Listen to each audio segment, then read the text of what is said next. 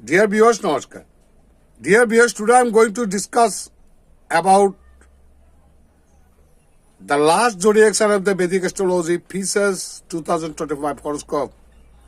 শুধু দর্শক আমি আজ আমাদের বেদিক জ্যোতিষশাস্ত্রের শেষ রাশি মীন রাশি বা মীন লগ্নের জাতক জাতিকাদের 2025 সালের গ্রহগত অবস্থান, what will be the planetary position in the horoscope of the Pisces natives and what will be the planetary impact on Pisces natives in upcoming 2025.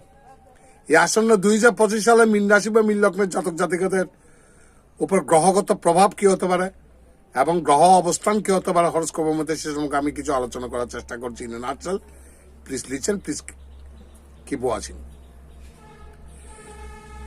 Before my prediction, আমার ভবিষ্যৎবাণী করতে যাওয়ার আগে first I have to analysis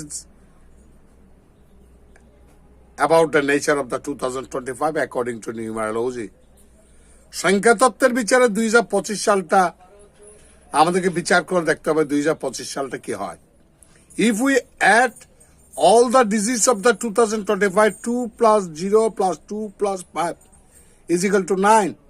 অর্থাৎ 2025 সাল প্রতিটি অঙ্ক যোগ করলে আমরা সংখ্যা পাবো 9. এই 9 stands for Mars.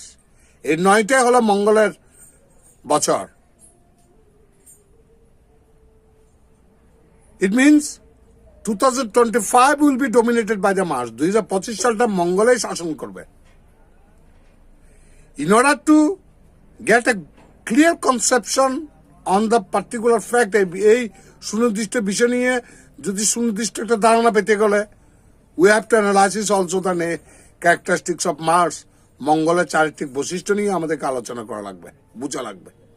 What is Mars? মঙ্গল কি? Mars is the planet of dynamism.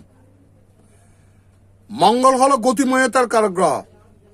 এতদিন যাদের কর্মস্পৃহা ছিল না, কাজ করতে ভালো লাগতো না, মঙ্গল আবার তাদেরকে কাজে গতি বাড়িয়ে দেবে। বিপুল উৎসাহে উদ্যম নিয়ে তারা সামনে এগিয়ে যেতে পারবে। Mars is the planet of arrogant. মঙ্গল হলো দুর্বিনতার কারক গ্রহ। কাজে আপনার দুর্বিনীত ভাবটা ত্যাগ করবেন। আপনার কথাবার্তা বলার সময় যথেষ্ট শালীনতা বজায় রেখে কথা বলবেন এবং সুপিরিয়র ব্যক্তিদের, কোন গুরুজন ব্যক্তিদের try to respect the opinion of the superiors. গুরুস্থানীয় ব্যক্তিদের মতামতকে আপনারা কানে নেওয়ার চেষ্টা করবেন। হামবড়া ভাবটাকে ত্যাগ করবেন। Mars is the planet of stubbornness. মঙ্গল হলো একগুয়েমির কারক গ্রহ। আপনি একগুয়েমি স্বভাবটা পরিত্যাগ করুন। Mars is the planet of impulsiveness. মঙ্গল হলো হঠকারী কারক গ্রহ। আকপাস না ভেবে হুড়াহুট কোনো সিদ্ধান্ত নিয়ে আপনার কোনো অ্যাডভার্স সিচুয়েশন ফেস করতে হতে পারে। কাজে before making any decision you have to think twice before making any decision. কোনো সিদ্ধান্ত নেওয়ার ক্ষেত্রে আপনাদেরকে দুইবার চিন্তা ভাবনা করতে হবে। Mars is the planet of bloodshed. মঙ্গল হলো রক্ত ঝরার কারক গ্রহ। Mars is the planet of accidental events. মঙ্গল হলো দুর্ঘটনার কারক গ্রহ।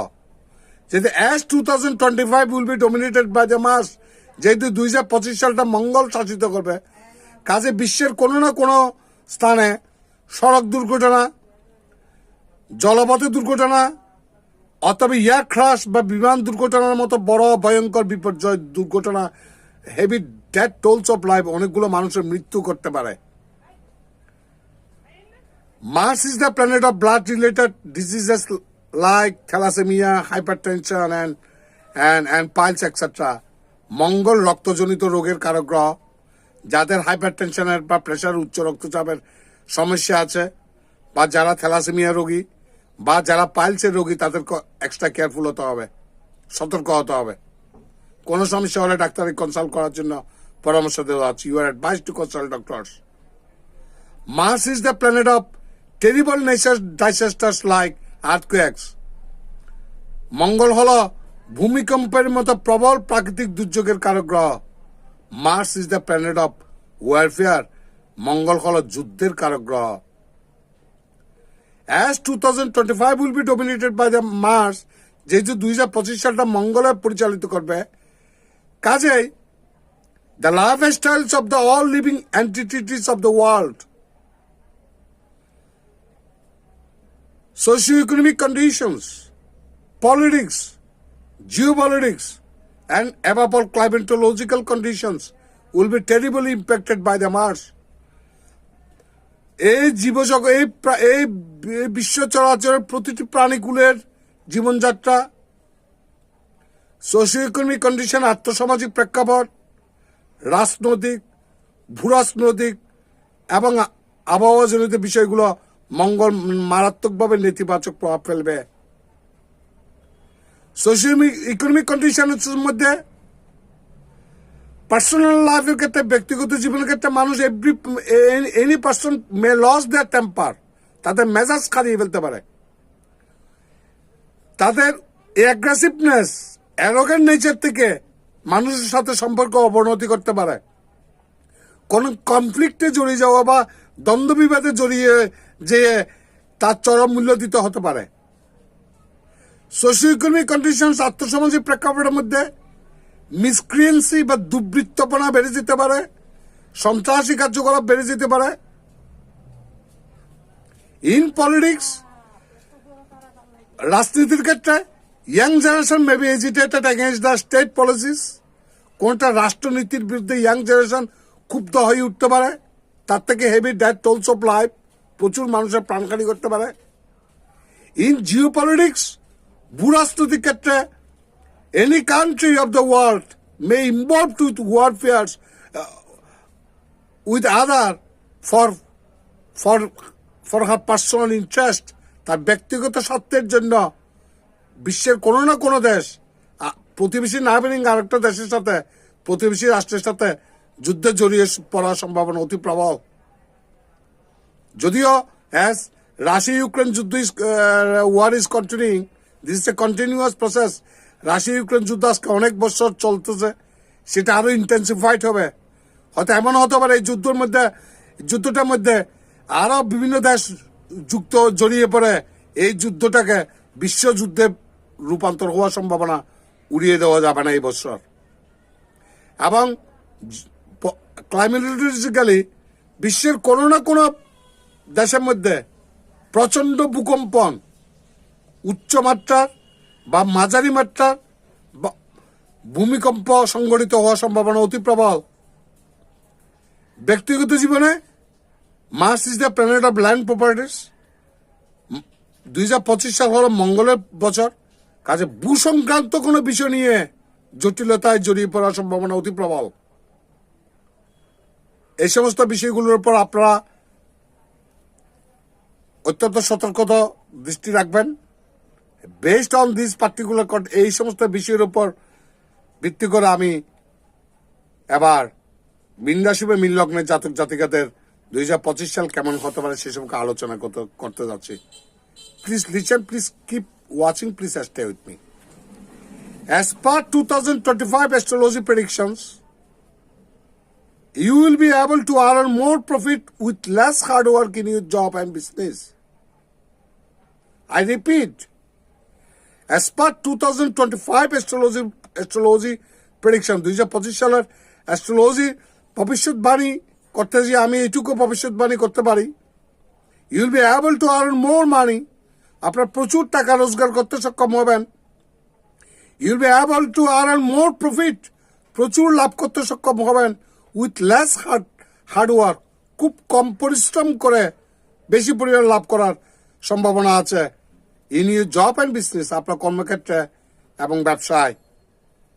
You will be expected to get full support from friends and elder brothers, আপনারা বন্ধু বান্ধব এবং বড় ভাই থেকে পূর্ণ সমর্থন পেতে পারেন। Venus transit pieces in January 2025, 2025 সালের জানুয়ারি মাসে মীন রাশিতে যখন শুক্র সঞ্চারিত হবে, due to which you will dominate your opponents during this period, এই সময় আপনি আপনার বিরোধী পক্ষকে ডোমিনেট করতে সক্ষম হবেন। Students preparing for competitive exams, যে সমস্ত ছাত্রছাত্রীরা প্রতিযোগিতামূলক পরীক্ষায় অংশগ্রহণ করছেন, may achieve some major success, বড় সফলতা লাভ করার সম্ভাবনা আছে। You may undertake a trip related to your work, কর্মসূত্রে দূরে কাছে দূরে কোথাও ঘুরতে যেতে হতে পারে। During this period your spirituality will increase, এবছর আপনার আধ্যাত্মিক চিন্তা চেতনা বহুল অংশে বৃদ্ধি পাবে, আধ্যাত্মিক চিন্তা চেতনার উন্মেষ ঘটবে, আপনার পরম সত্তার অস্তিত্ব অনুভব করার চেষ্টা করবেন।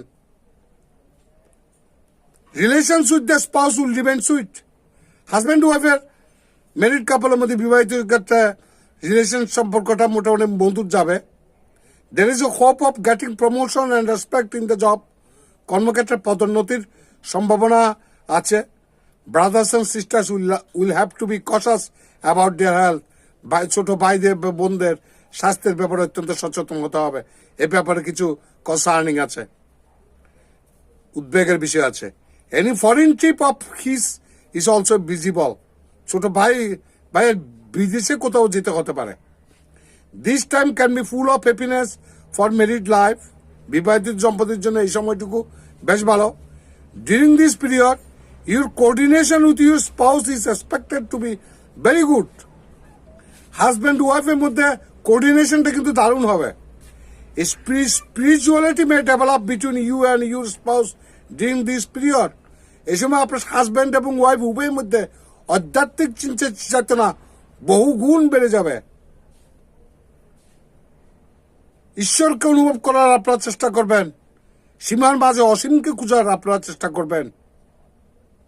You will continuously get many opportunities to meet with your lover. Saturn transit Pisces in March 2025, 2025 সালে মার্চ মাসে যখন মীন রাশিতে শনি সঞ্চারিত হবে, ডিউ টু হুইচ এটার কারণে you will find that your lover is more inclined towards you. এই সময় দেখতে পাবেন যে আপনার অপোজিট লাভার আপনার প্রতি যথেষ্ট আগ্রহী হচ্ছেন। They will give you more love and support than before, আগের চাইতে অনেক বেশি সাপোর্ট এবং সহানুভূতি আপনার প্রদর্শন করবে। Your health will be very good, আপনাদের স্বাস্থ্য বেশ ভালো থাকবে। কিন্তু আপনাদের রাশিতে এখন বর্তমানে রাহু আছে। রাহু এই বছরের মিড টার্মে মীন রাশি থেকে কুম্ভ রাশিতে ট্রানজিট হবে, সঞ্চারিত হবে। রাহু যতক্ষণ মীন রাশিতে আছে ততক্ষণ পর্যন্ত রাহু কিছু আনএক্সপেক্টেড গেইনস, অপ্রত্যাশিত কিছু গেইন দিল, তার মাঝে কিছু ডিস্টারবেন্স দিয়ে থাকে। এটা রাহুর নেচার। একজন এক্সপার্ট অ্যাস্ট্রোলজার, একজন বিশেষজ্ঞ অ্যাস্ট্রোলজার ভবিষ্যৎবাণী করতে যে কয়েকটা পিলার পয়েন্টের উপর ভিত্তি করে এই প্রেডিকশন করে। আমরা জানি আমাদের বৈদিক জ্যোতিষশাস্ত্রের 9টি গ্রহের মধ্যে 4টি গ্রহ মোস্ট ইনফ্লুয়েন্সিয়াল। একটা হলো শনি, একটা হলো বৃহস্পতি, একটা হলো রাহু এবং একটা হলো কেতু। কারণ এগুলো একটা রাশিতে দীর্ঘদিন অবস্থান করে এবং একটা রাশিতে দীর্ঘদিন অবস্থানের কারণে শনি একটা রাশিতে 2.5 বছর অবস্থান করে, বৃহস্পতি একটা রাশিতে 1.5 বছর অবস্থান করে, 1 বছর অবস্থান করে, রাহু কেতু 1.5 বছর অবস্থান করে। এই দীর্ঘ সময় অবস্থানের কারণে মানুষের লাইফ স্টাইল, মানুষের জীবনযাত্রার ধরন পাল্টিয়ে দেয়। ভালো হলে তো খুবই ভালো, খারাপ হলে চরম খারাপ। এই 4টা গ্রহের প্লেসমেন্টের উপর ভিত্তি করে এবং এই আরেকটা গ্রহ যেটাও কিন্তু দীর্ঘ সময় অবস্থান করে একটা রাশিতে, সেটা হলো মঙ্গল। মঙ্গল 45 দিন একটা রাশিতে অবস্থান করে। তবে এই 4টা পিলার পয়েন্টের উপর ভিত্তি করে একজন অ্যাস্ট্রোলজারকে ভবিষ্যৎবাণী করতে হয়। এতদিন মীন রাশি মীন লগ্নের জীবন রাশির জাতক জাতিকাদের লাইফ স্টাইল যেভাবে চলছে, রাশিতে রাহু বসার কারণে রাশি থেকে রাহু সরে যাওয়ার পর আপনার লাইফ স্টাইল হয়ে যাবে অন্যরকম, সম্পূর্ণ তার বিপরীতটা। কারণ আমাদের বৈদিক জ্যোতিষশাস্ত্রের মধ্যে মোস্ট ইনঅসপিশিয়াস প্ল্যানেট, চরম অশুভ গ্রহ হিসেবে আখ্যা দেওয়া হচ্ছে রাহু কেতুকে।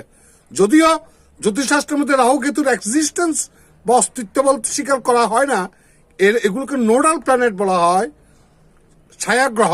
অর্থাৎ যে অ্যাক্সিসে কোন গ্রহণ ইক্লিপস বা গ্রহণ সংঘটিত হয়, সেটাই এই গ্রহণ ছাদবিন্দুকে আমরা বলি রাহু এবং কেতু। যে বিন্দুতে গ্রহণ সংঘটিত হয় সেটাই রাহু, এবং যে বিন্দুতে এসে অ্যাক্সিসে এসে গ্রহণ সমাপ্তি ঘটায় সেটাকে বলে কেতু। এই রাহু কেতু ছায়া গ্রহ, এদের কোনো ফিজিক্যাল এক্সিস্টেন্স না থাকলেও মানুষের জীবনযাত্রার উপর এদের প্রভাব অপরিসীম। কারোর জন্মছকে রাহু কেতু শনি এগুলো চরম অশুভ অবস্থায় থাকলে একটা মানুষের জীবন যে কত বড় হার্ডল হয়ে যায়, যা যে জাতকের জন্মচক্রের মধ্যে আছে সেই জাতক ছাড়া আর কেউ হারা বুঝতে পারবে না। কাজে হোয়াট এভার মেবি, আমি আপনাদেরকে ভয় লাগানোর জন্য বা প্যানিক সৃষ্টি করার জন্য আমি কথাগুলো বলছি না। আমি কথাগুলো বলছি আলোচনার সব তাগিদে, আলোচনার কারণে আমি আলোচনা করছি। প্যানিক সৃষ্টি করার জন্য বা ভয় সৃষ্টি করার জন্য বলছি না। যে সমস্ত বিষয় কনসার্নিং সেগুলো আপনাদেরকে আমি হাইলাইট করে দিয়েছি, সেই সমস্ত বিষয়ে আপনারা সতর্ক হবে নেই। তো whatever maybe the results for the Pisces natives, মীন রাশি বা মীন লগ্নের জাতক জাতিকাদের খোঁজ করবে প্ল্যানেটারি রেজাল্টস বা গ্রহগত প্রভাব যাই হোক না কেন, আমি ব্যক্তিগতভাবে কামনা করব পৃথিবীতে সমস্ত মীন রাশি বা মীন লগ্নের জাতক জাতিকারা বিপদ আপদ থেকে মুক্ত থাকবেন। ভগবান আপনাদের মঙ্গল করুন। নমস্কার।